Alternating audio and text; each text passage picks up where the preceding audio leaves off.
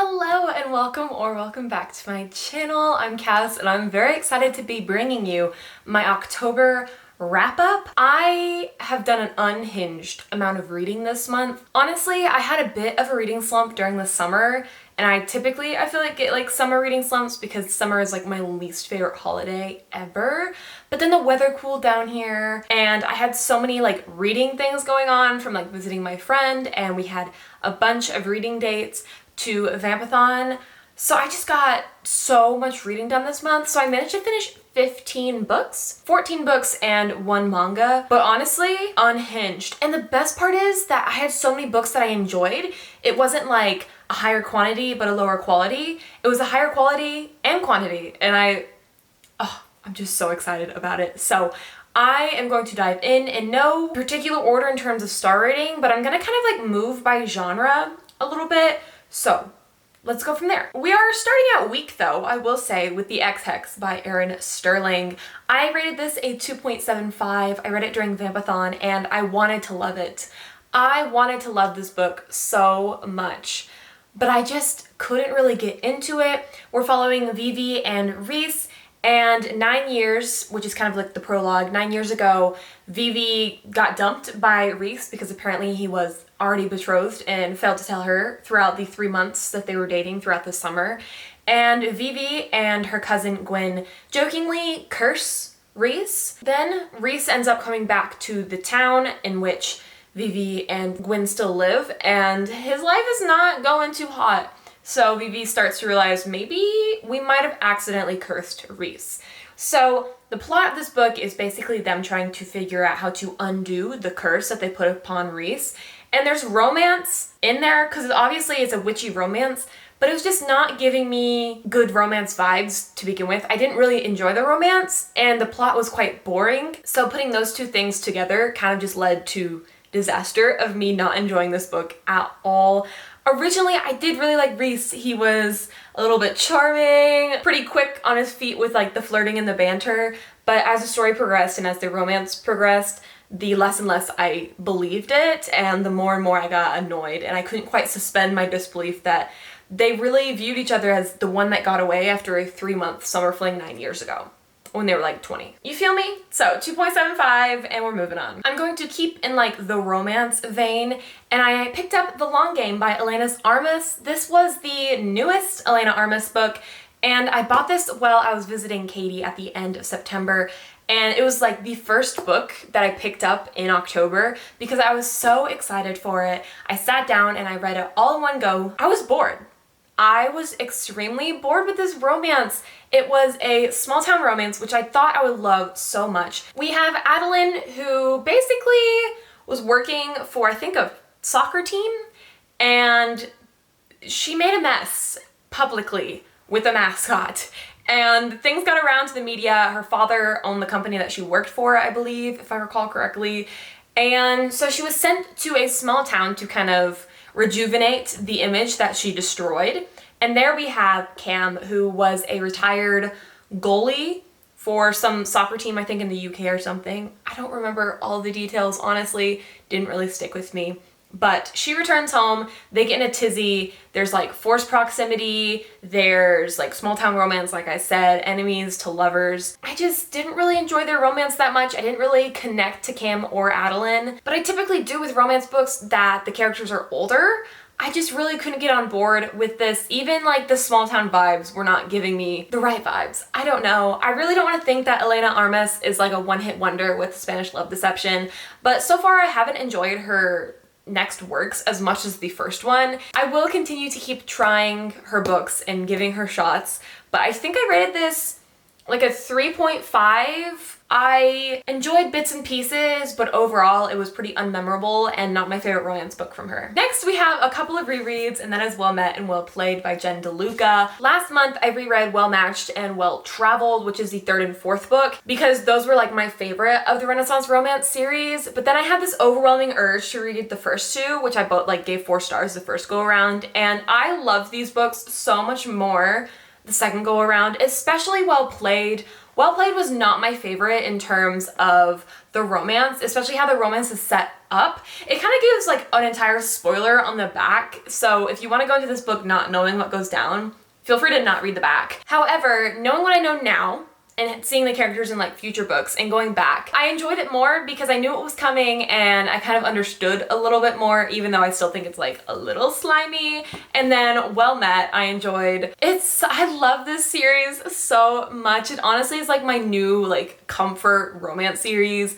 The urge to pick up Well Traveled and Well Matched again is kind of unhinged. After every romance book that I read that I don't like, I just have the urge to pick up these books because I do really enjoy them. Which is kind of what happened because after I read The Long Game, I was like, that is not giving what I wanted it to give. So I reread these books instead. Still 4 stars, but honestly, second go around 5 stars because now that they're a comfort read, automatic 5 stars. That's kind of it for my romance category. And then we have my one manga that I picked up, which is Spy Family Volume 10. I really enjoyed this volume, and I know some people haven't been enjoying Spy Family as it goes along. There's only like 1 or 2 that I really had issues with, and one of them was the one where they played tennis like the entire book, but that was an earlier book.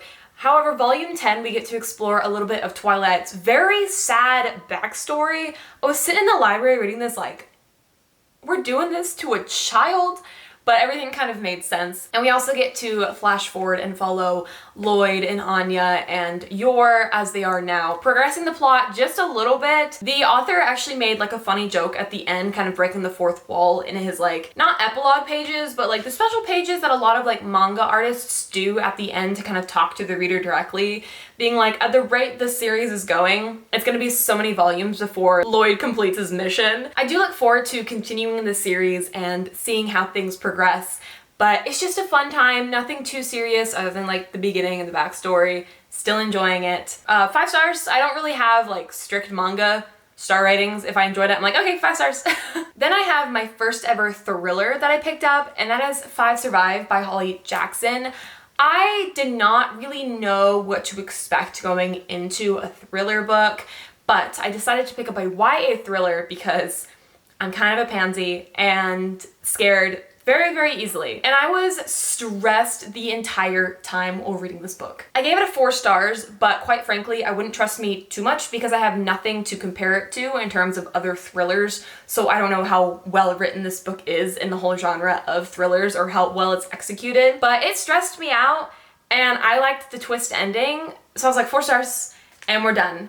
And I'll probably never pick up another thriller. Never say never, but I had so much anxiety reading this to where I like couldn't put it down. Not because I was like, oh, it's such a page turner, but because I was like, I'm going to be stressed and constantly thinking about this book if I do not finish it as soon as possible. So I did sit and read this in one sitting, in a public setting, in broad daylight, because like I said, I'm a wuss. We are following 6 friends who are going on a little vacation. 4 of them are high schoolers and 2 of them are in like their 20s. They're RVing it all the way to Florida, but their RV breaks down and turns out that it wasn't just their RV breaking down. Someone had actually shot out all 4 of their tires and their gas tank, stranding them in an area with no cell service and just a walkie-talkie to communicate with the killer. And the sniper says that there is a secret among the 6 of them and it must be revealed for them to survive the night. 5 survive. That's all I'm saying. It was really interesting because the style in which it's written, our main character Red, I think has ADHD and it's just very sporadic and has a lot of trauma. And so her narration always felt so chaotic, which I actually enjoyed, even though it took me like a little bit to get into it, a little bit to get used to it, like 50 or so pages to kind of get used to Red's sporadic behavior and sporadic jumpy thoughts.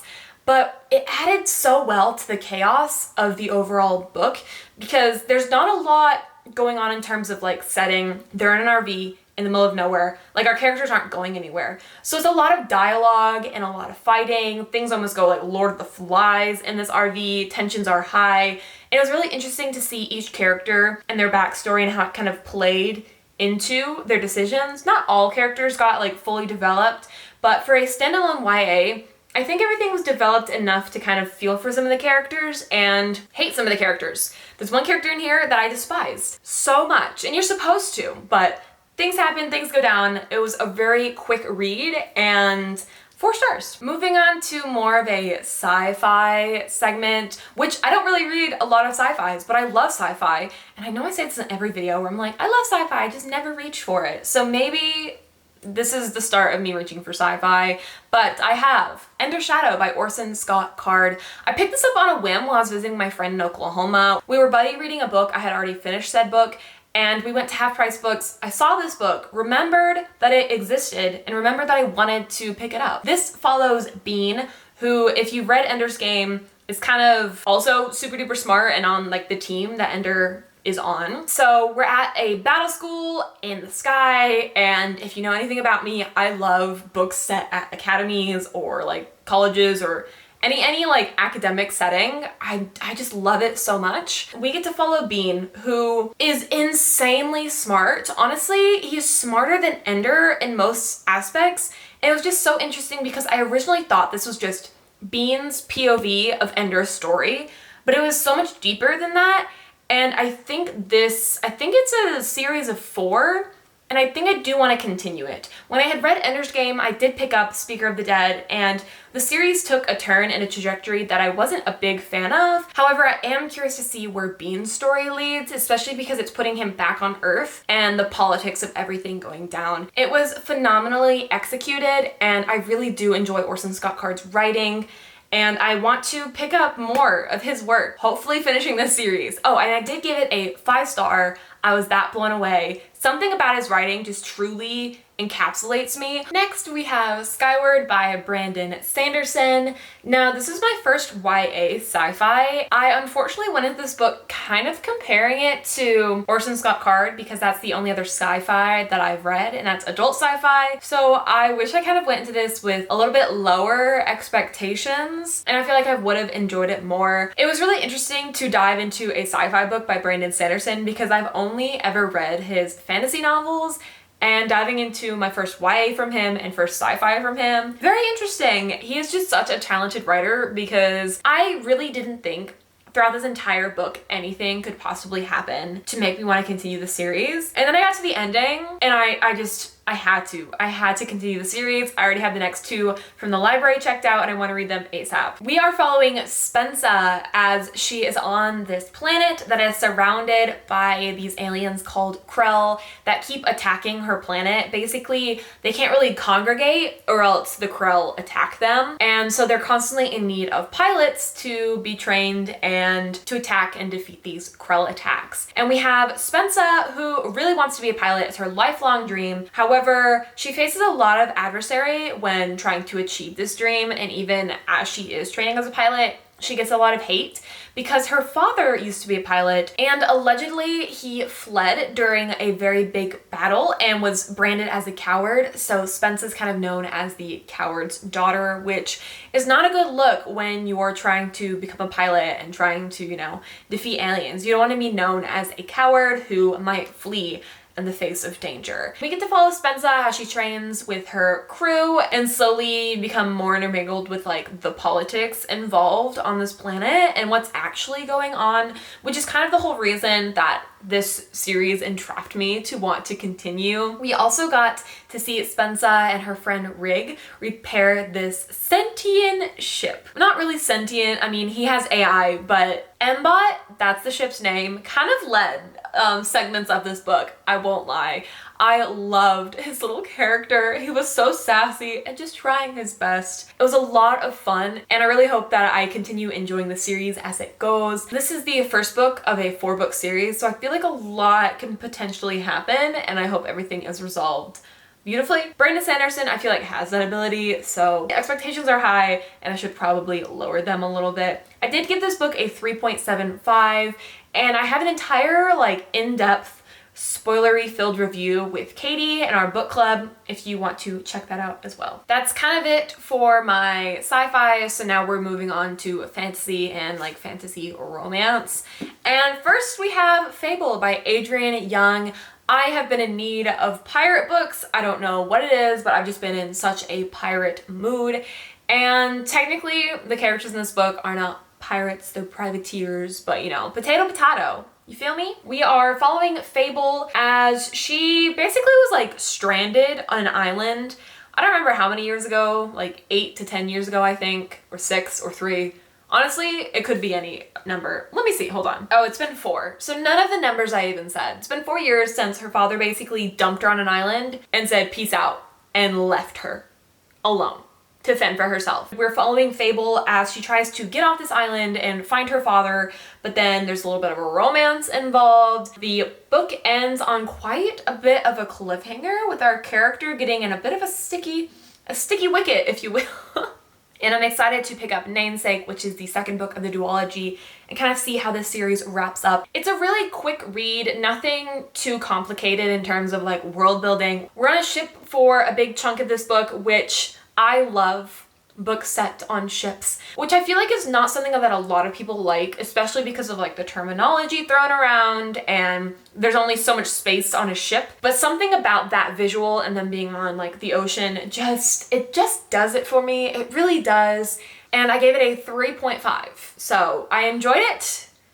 And I'm excited to pick up the second book. Next, we have something that's been on my radar for quite some time. Katie picked this up, I think last year, like a year and a half ago, I'm not sure. And I have also read another book by Carrie Maniscalco, and that is Stalking Jack the Ripper. I read the what is that series called? Kingdom of the Wicked series, and honestly wasn't like thrilled with the ending of that, so I wasn't sure if I was going to pick up her other series, but I decided to give it a go. It was on my 2023 TBR, and I thought, heck, why not try it? It's October, it's that kind of season for these sort of like historical mystery romance books. Oh my goodness. I'm not usually one into murder mystery. I am the type of person who will Google the entire Wikipedia article and like read the entire summary of what goes down in a movie, like a scary movie or a mystery movie, before I even watch it, because I just have to know. The romance in this book kept me distracted from all like the descriptions of everything else that we have here. We have Audrey Rose, who is in a society where women are not supposed to be involved in like murder cases or like slicing open dead bodies, but she's here defying society norms, and it's such a badass. And then we have Thomas Cresswell, who is so, the banter, the flirting with Audrey Rose is just absolutely killer. I didn't really think that the romance and the banter was gonna live up to the hype that I've heard about these two characters, but boy was I wrong. Honestly, historical romances are so fun because there's so much flirting, so much tension, but nothing can really be acted upon it because of, you know, society. And so you get to like giggle and kick your feet when like they kiss. And like that's it, like a quick peck, or it gets me so good. I really enjoyed this mystery aspect. It is quite the twist at the end. I think Carrie Maniscalco is really, really well at executing twist endings. I feel like in every book that I've read by her, she just misleads you so hard to where you think you're really right, and then you're just extremely wrong, and it's even more rewarding to figure out who actually like is the murderer in this case. Kind of gruesome, I'm not gonna lie, but regardless, I am so happy that I finally picked this up. I gave it a 4.5 stars. I really, really loved this one. And continue the series to Hunting Prince Dracula. And this one I gave a 3.75. Very different from the first book in terms of everything going on. So in the first book, we never really got like that third act tension between the like romance between the characters, but also there's no like solidified relationship happening, because in this society, you know, you have to court women and ask for permission, and you can't do anything until you're married, that sort of thing. So we kind of got conflict in this book, which I didn't enjoy, because if they weren't flirting, I wasn't having a fun time. Okay, I am not really here for the murder mystery aspect of this book. I'm here for the romance, which probably is my fault for going to this book wanting more romance and then getting more murder mystery. But alas, I had to deal with it. We are in Romania at a Gothic castle, and it's an academy, which, you know, I eat up the academy settings. But this one was really fun when they're in the castle. Not when they were in like tunnels beneath the castle with like death traps and spiders and creepy crawlies, and I just was stressed the entire second half of this book when the mystery really started amping up. But in the beginning, them sneaking through the corridors and like sneaking into each other's rooms, like that was fun. But once we got to like the thick of the murder mystery plot, your girl was stressing, okay? And I'm kind of a wuss when it comes to scary books. Like, I had mentioned. This isn't even that scary. It's almost like thriller-esque though, because stakes seem a lot higher because of how close in proximity these murders are to them, because they're at an academy and murders are happening around the academy. I would be stressed too. Also, the amount of murder that these characters have been around is kind of concerning. We also get to see Audrey Rose surrounded by men who do the same thing as her, and she has to kind of stand up for herself and be like, just because I'm a woman does not mean I'm incapable. Like I said, the twist at the ending. Carrie Maniscalco is just very, very good at doing twist endings, and this one was no exception. Next, we have A Soul of Ash and Blood by Jennifer L. Armentrout. This is book 5 of the From Blood and Ash series, and let me tell you what, I did give this book a 4 stars. But I went in so bloody annoyed with this book. So we're 5 books in, right? And you know what this book is? It's a recap of book 1 from Hunt's point of view. Is that his name? Hunt? I feel like it's not Hunt. Oh, it's Hawk. It's not Hunt, that's why. Anyways, Hawk's point of view, not Hunt. This book was so fun, but the more that I thought about the fact that it's the 5th book in the series, the more it annoyed me, because there was no reason. This is nothing but a cash grab. Literally, it was just From Blood and Ash, but Hawk's point of view, which was really fun.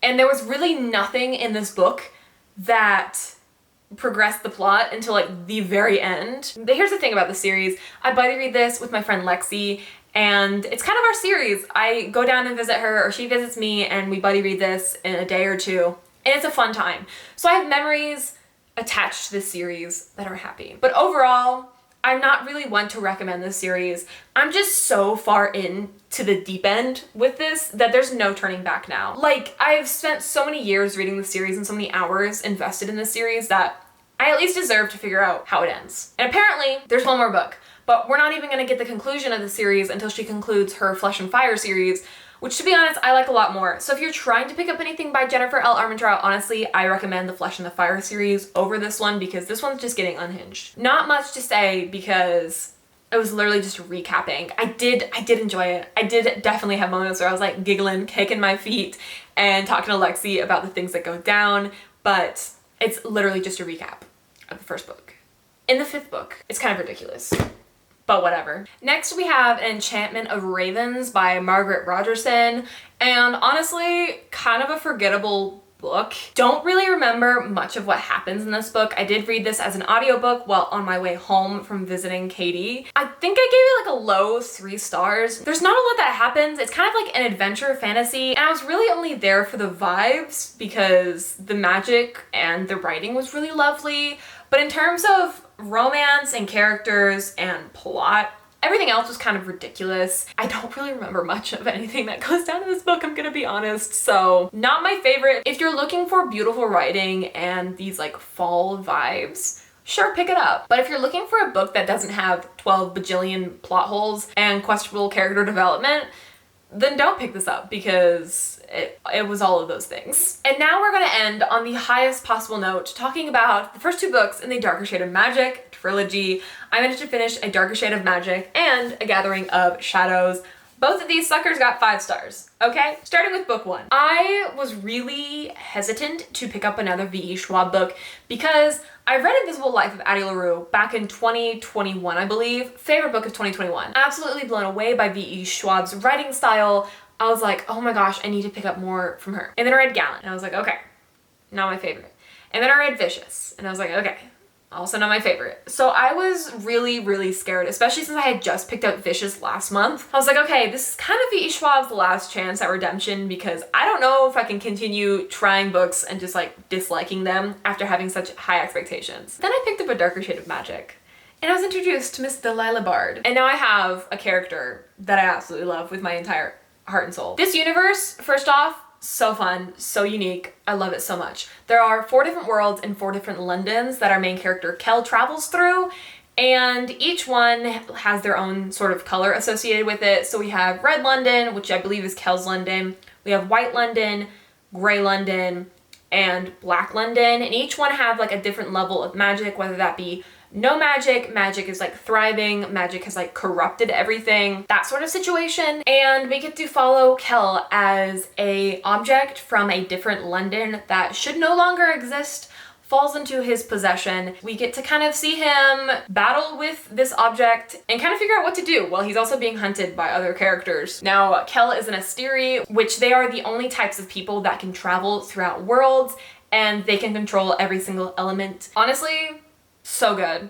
Phenomenal, love it. And Delilah, she's a thief, and they have like, not a meet cute per se, but we're following back and forth between their two perspectives. And then when they finally like bump into each other, I love it so much. I love when books do that. When the two POVs finally like mix and everything starts clicking into place. So fun. But then we have A Gathering of Shadows, which honestly I might have enjoyed even more than A Darker Shade of Magic, because Delilah Bard, like I had already said, Lila's like one of my favorite characters ever. Kind of bold of me to say. I haven't finished the third book, so like maybe don't hold me to that too hard, but we get to follow her on a ship. And we've already discussed how I feel about boats and ships. I love it so much. And in this book, there's like this massive magical tournament. We get introduced to new characters that have really grown on me. Alucard is one of them. Love him. And he's the captain of Lila's ship. And we get to see this whole magic tournament, and then we get to see the world turn to shit at the end, and massive cliffhanger. I have started A Conjuring of Light, and shit hits the fan, let me tell you. But both of these got 5 stars. I love the writing, I love the magic, I love the characters, and I can't wait to see how everything wraps up, hopefully very nicely. So here are the 15 books that I picked up during the course of October. Kind of a hefty stack, not gonna lie. However, I must say I am quite proud of the variety of reading that I had. We had thriller, we had sci-fi, we had romance, we had fantasy romance, we had historical mystery. Honestly, a little bit, not a little bit of everything, but I picked up a few genres and a few books that either have been on my TBR for ages or just I wouldn't typically reach for. And it was such a fun reading month, and I haven't had this good of a reading month in so long. So I'm so excited, and I really hope that you enjoyed hearing my thoughts on all of these. Be sure to let me know some of your favorite books that you read this month, or if you've read any of these books, or if you need to like dissuade me from continuing the series of any of these books, because I would love your insight. I always love talking on bookish things with y'all. Thank you so much for watching. I really did hope you enjoyed my thoughts, and I also hope to see you in the next one. Doodles!